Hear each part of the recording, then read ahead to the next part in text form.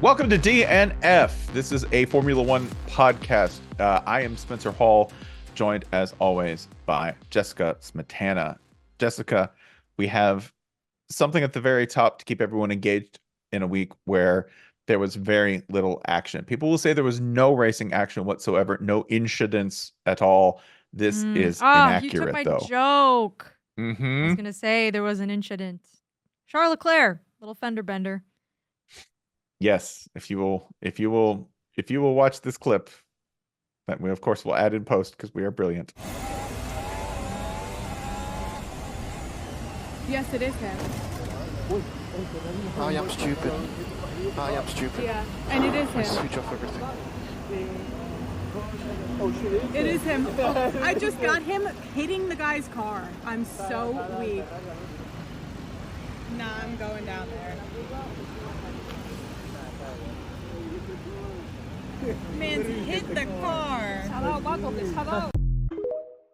Charles Leclerc driving a car at a speed of what appears to be, I'm not a scientist, but I'm going to estimate 1 mile an hour, 2 miles an hour.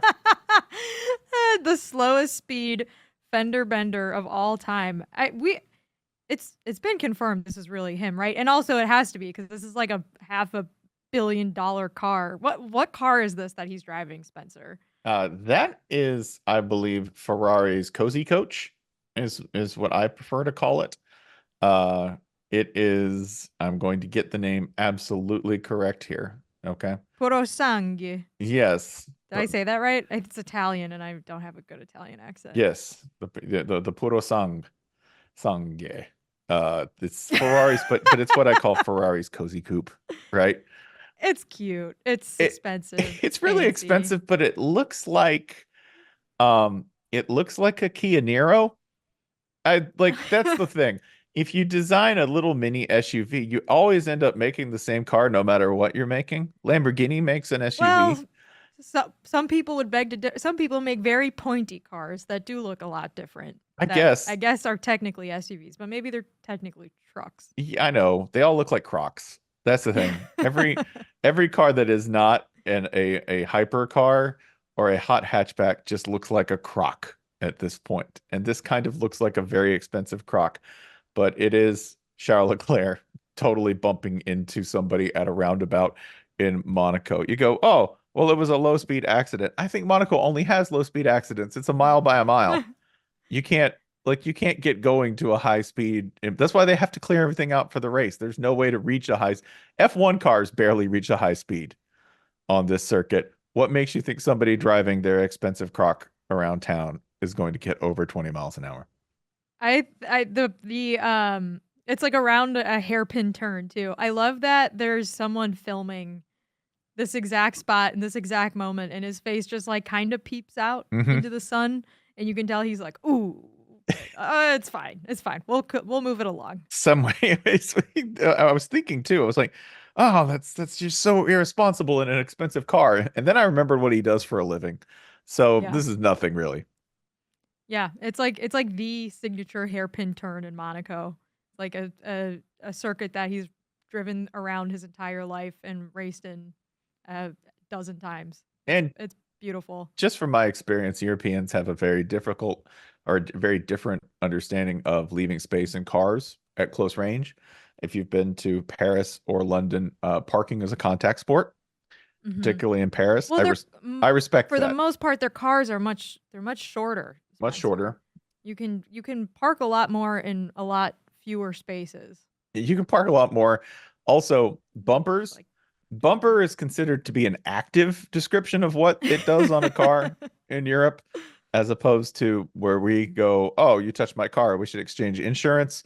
There, it's like, I'm parking and I'm going to make sure that yours work. So there's some smacking that goes on. What I'm saying is that I respect that he does this even in a Ferrari that is peak Euro behavior. Love it. Yes, I love it. That was the most racing action we had this week in F1. Obviously, there was a little bit of news. We briefly talked about Adrian Newey last week with Spanners. That's been sort of officially announced as of this week. And so we put out a little Q&A, Spencer, to see if anyone had any questions for us in this sort of F1 bye week, if you will. And we did actually get a question about Adrian Newey. We got a question about how is this all going to work?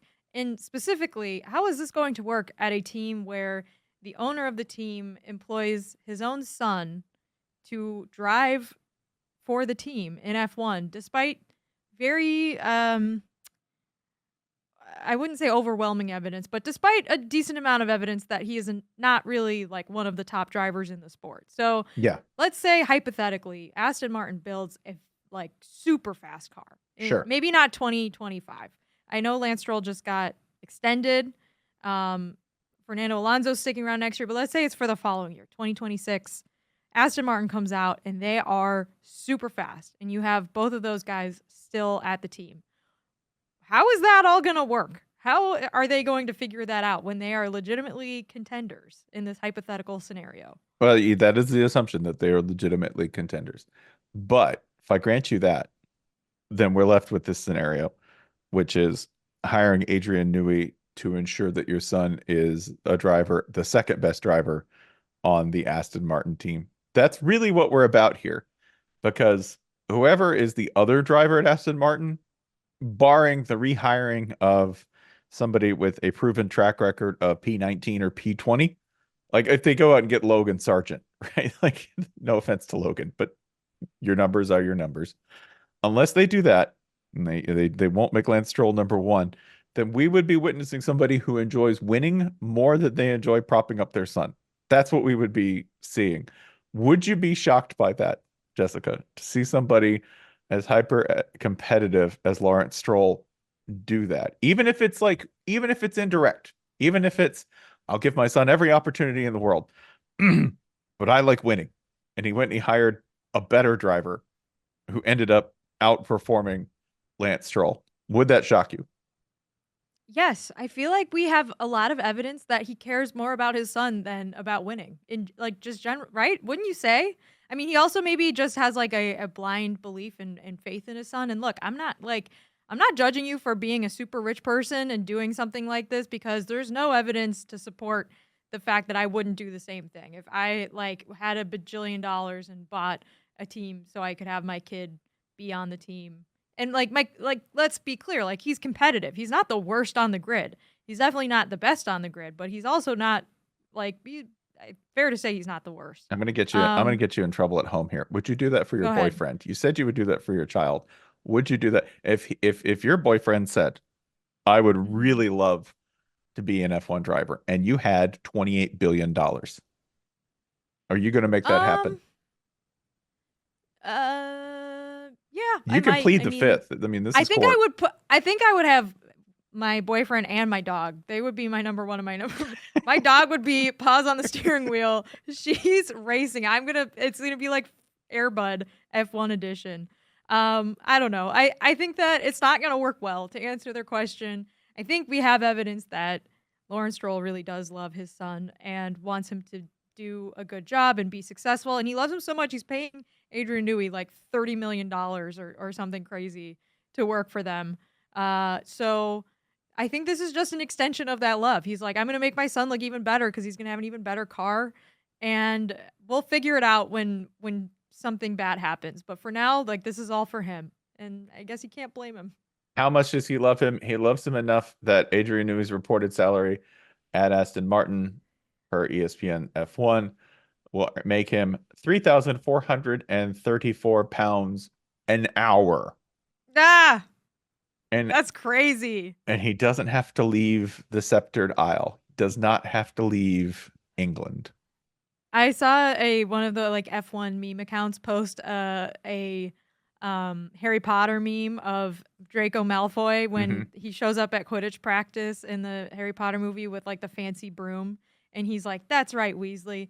Unlike some, my father can afford the best. And it's like Lance Stroll showing up with Adrian Newey as his car guy. Yeah. In 2025. Yeah. But yeah, I mean, I don't know. I don't know how it's going to work. It's obviously F1, lots of politics, and it's even more politics involved when it's like your own flesh and blood, and they're fighting for sort of like respect and legitimacy. But should be interesting. I'm gonna bet I will reiterate my bet is going to be on I like winning, and I'm going to prop my son up as much as possible while going after winning.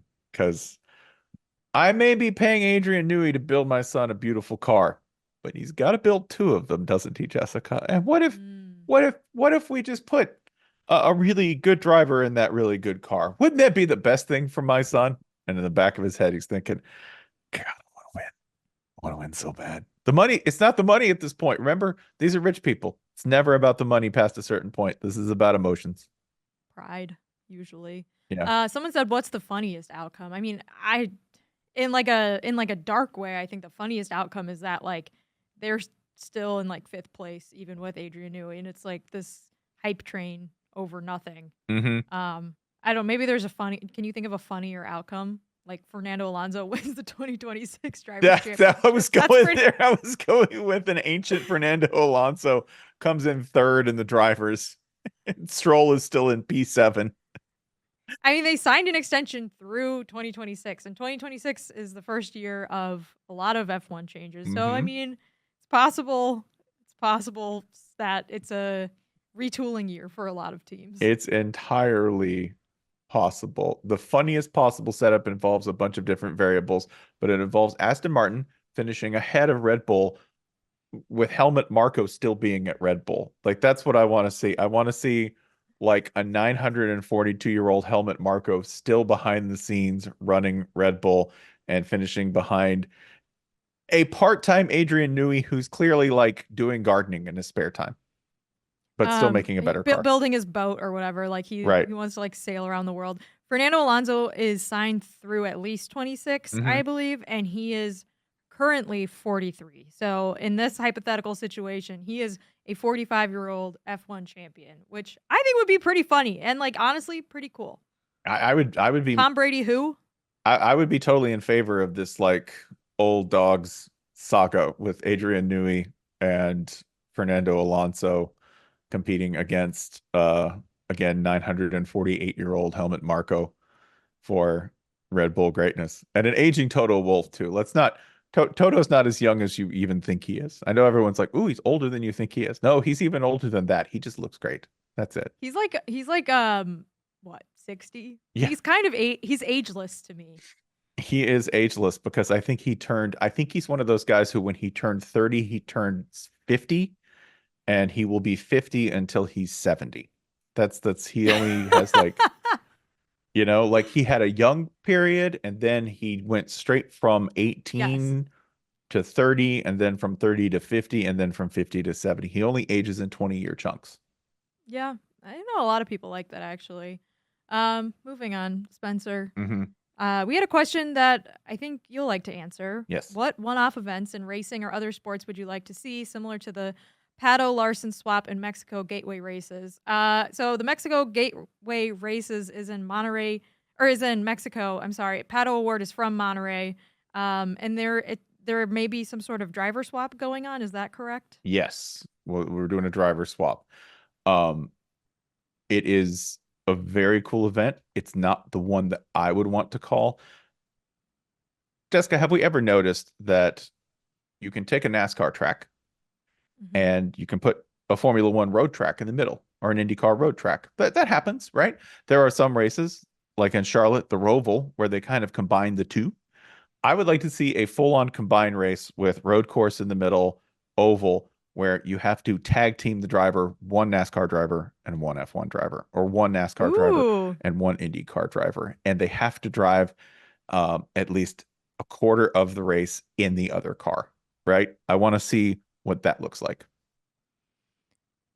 That is a fascinating idea. I was going to say, like, I would want to see a sort of one-off, like, driver swap just within F1. Like, pluck different drivers from different teams just for one weekend. It would never happen and it would never work. But like, let's put Max and Checo in the Williams and let's put Alex Albon back in the Red Bull and let's really see what happens. Like, I'd love to just do a little switcheroo for a weekend.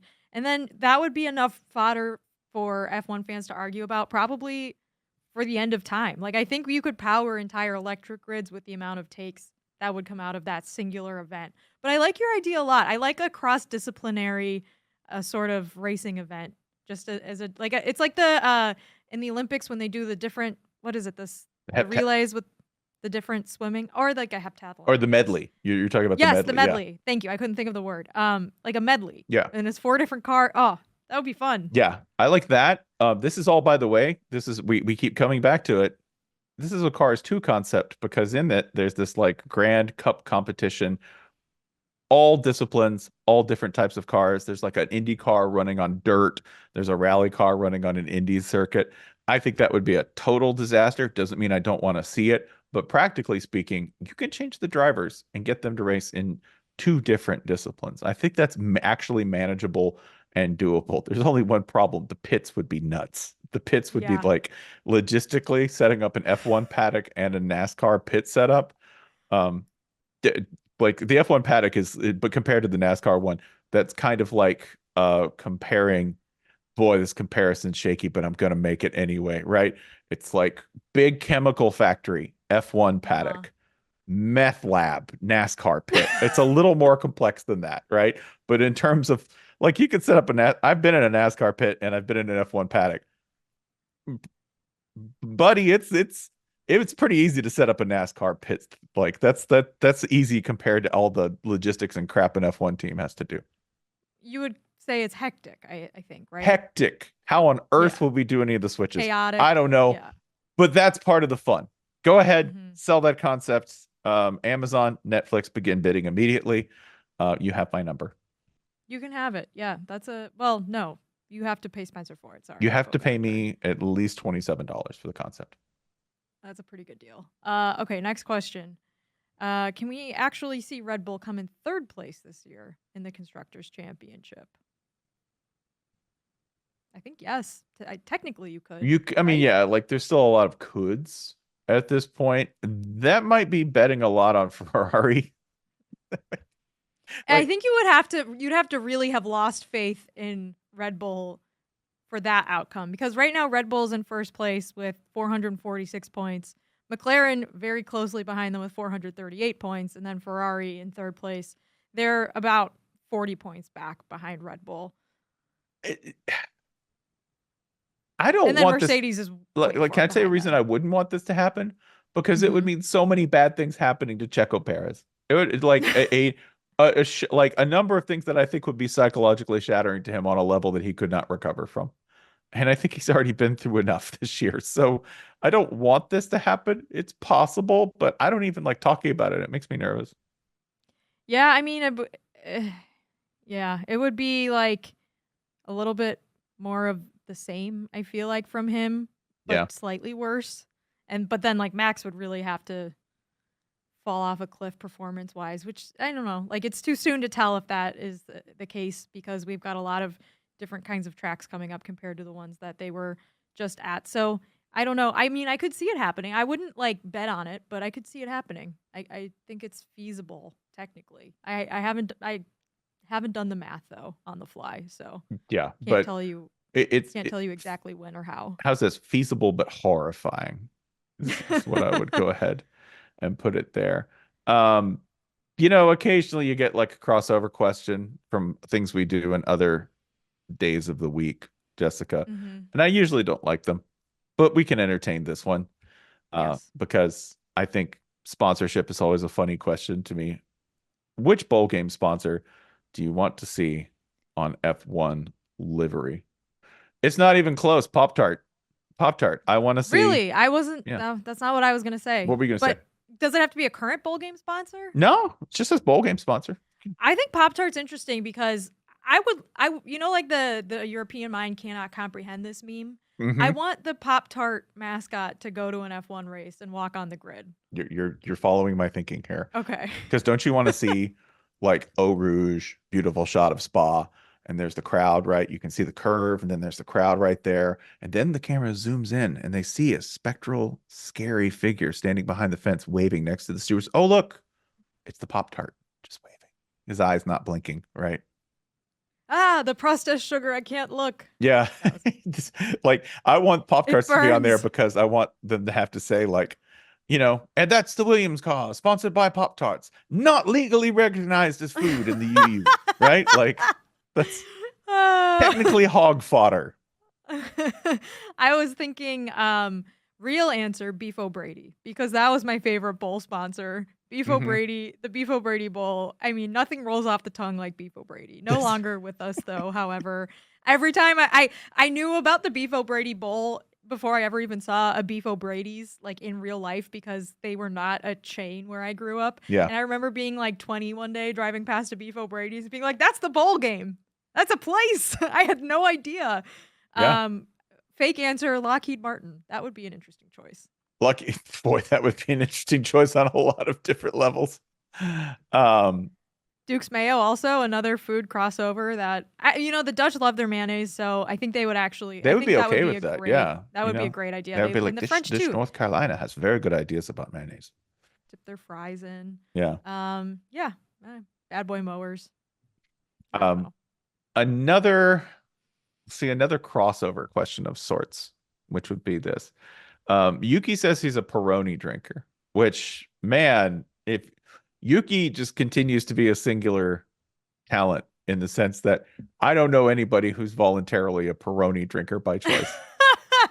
No, that's not true. It's usually it's not a default beer. Yeah, okay. Well, I know people that like will dabble in Peroni, but you're right. It's not their default beer. So I guess you're our producer Harry is saying I love Peroni. So I guess yeah, but you don't. That's your not guys from Michigan. When it's hot and you're like, want a nice cold beer, is the first thought, bam, Italian beer. No, it is absolutely not your first thought. Okay, well, this is fun. So let's, off the top of my head, Charles Leclerc, his favorite beer, probably a Merlot. Probably correct.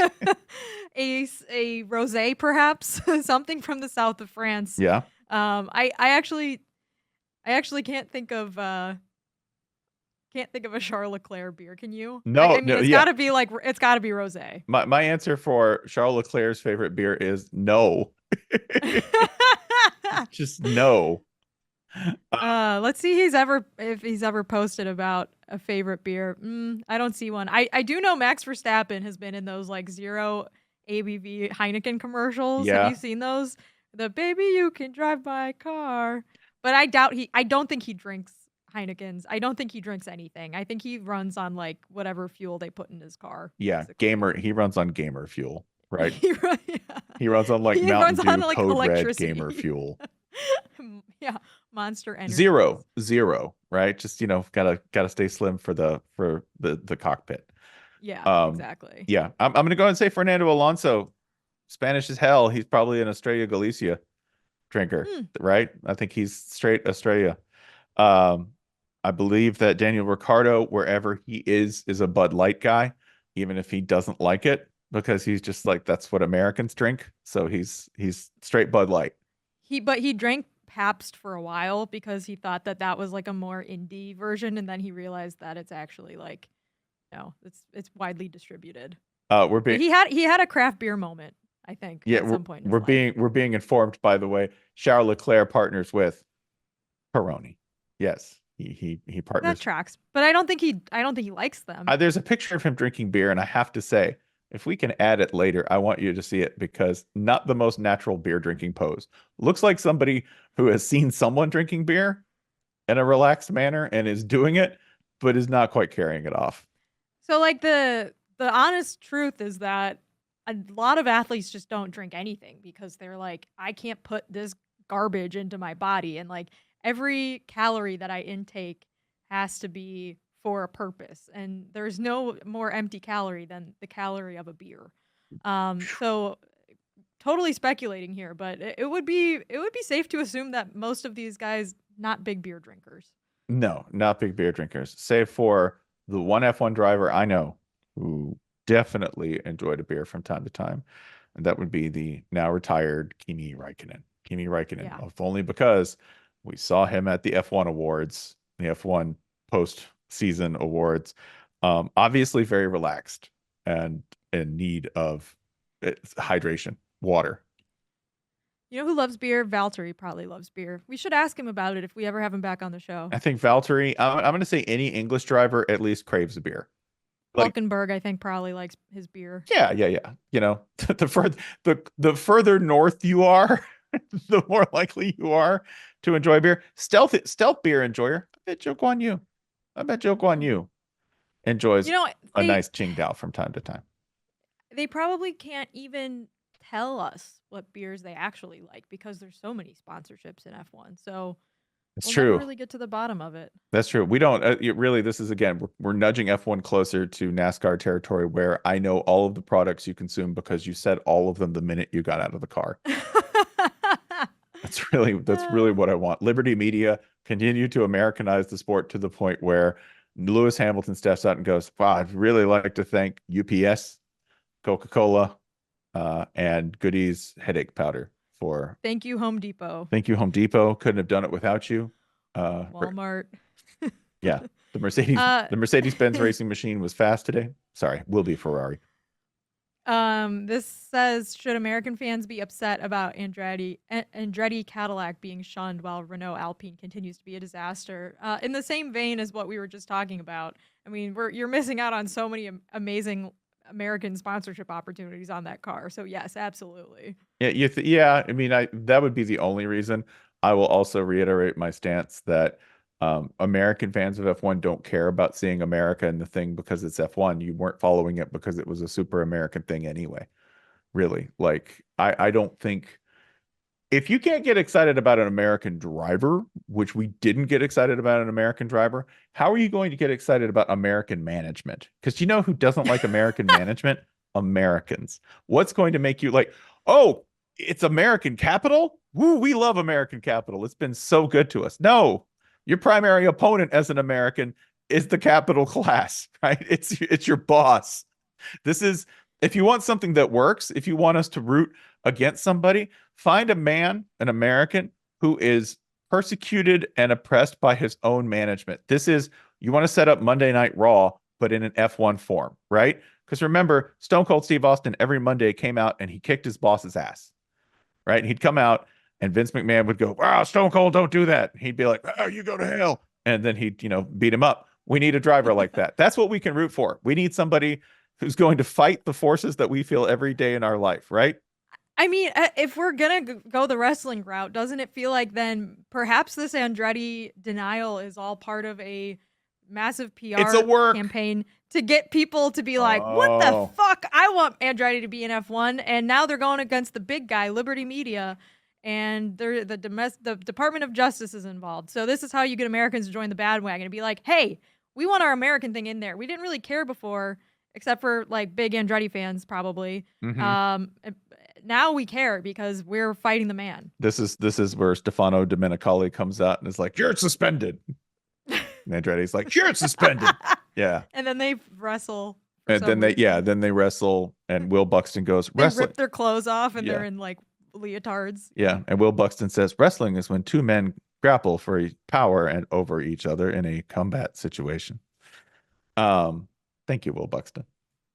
I like that conspiracy theory, Spencer. That's not the worst conspiracy. To answer the question earnestly, if you are upset about it, you're entitled to that. Because, I think in general, fans want more teams in the sport. Is that fair? Like, if you just were like, hey, wouldn't it be cool if there were like 12 teams? Most people would be like, yeah, more cars, more teams, like that, more drivers to root for, more excitement on the track, etc.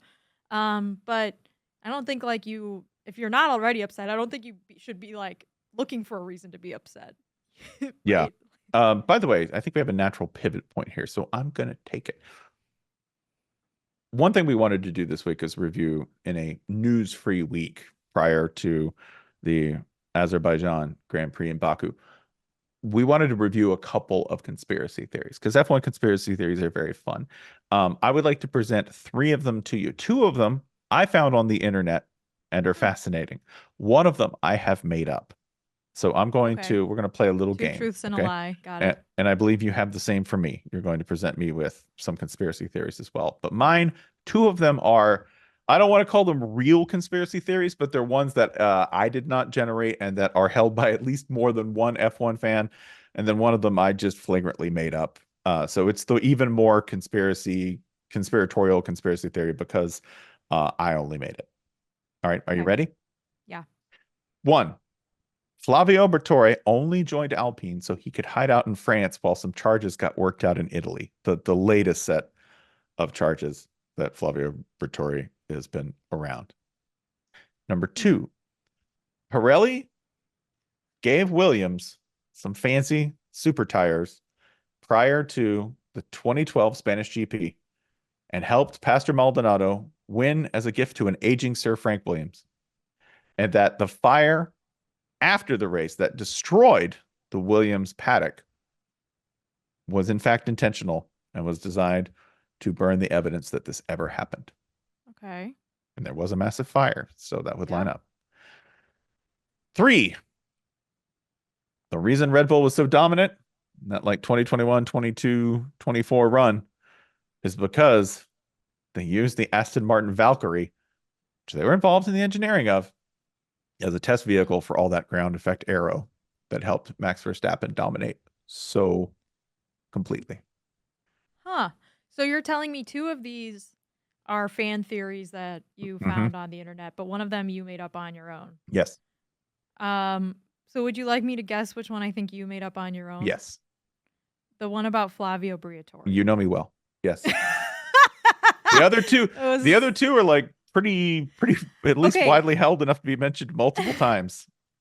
What I'll say about the Williams conspiracy theory is that anytime there's a fire, and look, I know it's a garage and I know that there's like flammable objects in it, but anytime there's a fire after something big happens, I'm always like, It's like the Simone Biles meme. It's just like, you're just like, and then your ears perk up and you're intrigued. Yeah. Because fires they're very, very scary and they're very bad and they destroy a lot of things in the process of burning. And perhaps those things are evidence of a massive conspiracy. Yeah, by the way, like 7 or 8 people went to the hospital as a result of this fire.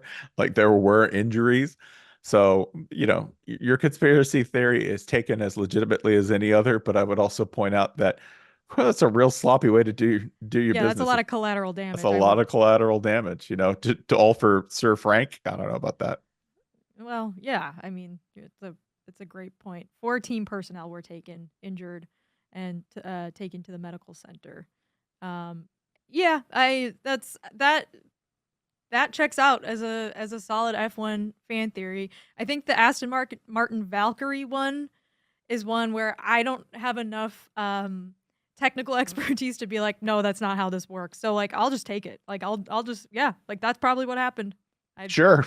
I buy it. No reason. Yeah, right. You're like, I'm not smart enough to disprove the engineering there. Go right ahead. Right. Exactly. As far as Flavio Briatore goes, we should say allegations, of course. We don't know what's going on there, but would France be a better place to hide out than Italy, like from a legal standpoint? Aren't they all kind of connected? One would think, but a lot of people end up in the south of France for reasons, for reasons. So okay. I'm just following a well-worn historical path here. Fair enough. I mean, in that vein, I read a long story yesterday. This is one of the many F1 conspiracy theories that I found while searching around on the internet. Are you familiar with the 2004 Monaco Grand Prix? Not entirely, no. Not off the top of my head. I would have to look it up. So this is according to GQ Australia. Mm-hmm. There was a Ocean's 12 promotional stunt at the 2004 Monaco Grand Prix in which over $400,000 worth of diamonds were put on the noses of 2 F1 cars, 2 Jaguars cars, to promote Ocean's 12. Or I guess Ocean's 11. I should probably get that straight. Both Ocean's films, by the way, definitely hold up. Highly recommend if you're bored later this weekend. Agree. Worth a rewatch. However, this was a stunt to be like, look, a diamond. This is a heist movie. Mm-hmm. Christian Klein was driving around Monte Carlo with one of these diamonds strapped to his front wing, and he crashed his car. And the diamond went missing, and no one could ever find it. And a lot of fans think, hey, this was a movie about a heist. This obviously, the diamonds never existed. These were fake diamonds. These diamonds aren't real. There was never a diamond to begin with, even though there are obviously photos of the diamonds, etc. And people have done some deep dive investigative work on this, but the prevailing theory from a lot of fans is like there were no diamonds. All right, like they would never Yeah. do, like nothing. There would never be anyone this stupid to put a diamond on an F1 car, Mhm. crashable F1 car. However, Spencer, I posit to you a theory. Perhaps there was a diamond after all. Perhaps the diamond was found. Mhm. Perhaps the person that found the diamond was someone who allegedly had ties to precious gem industry, the precious gem industry, we should say. Mhm. Perhaps that person also happened to invest a large sum of money into a company called Tesla in 2004, and perhaps that person is now the richest man in the world. My mind is blown. There is nothing linking any of these things, by the way. Yep. This is just the sick mind of Jessica We're gonna Smetana find at 10:30 last night. We're gonna find a picture of the dude like reaching over the wall, right? Like, yoink! By the way, not naming names for The dude. Yeah. for what's the word I'm looking for? Litigation. But the link was too strong. I was like looking up last night. I'm like, what companies were founded in 2004 with approximately Oh my god. $500,000 worth in cash? I love it. But I love all conspiracy It's a great theories. conspiracy theory. Yeah. Well, not all of them, but the ones that are lighthearted and don't involve The ones that are lighthearted. human lives. Yes, and don't involve actual people's lives. I'm a big fan of all Formula One conspiracy theories that don't hurt people. There's that won't get us Well sued. said.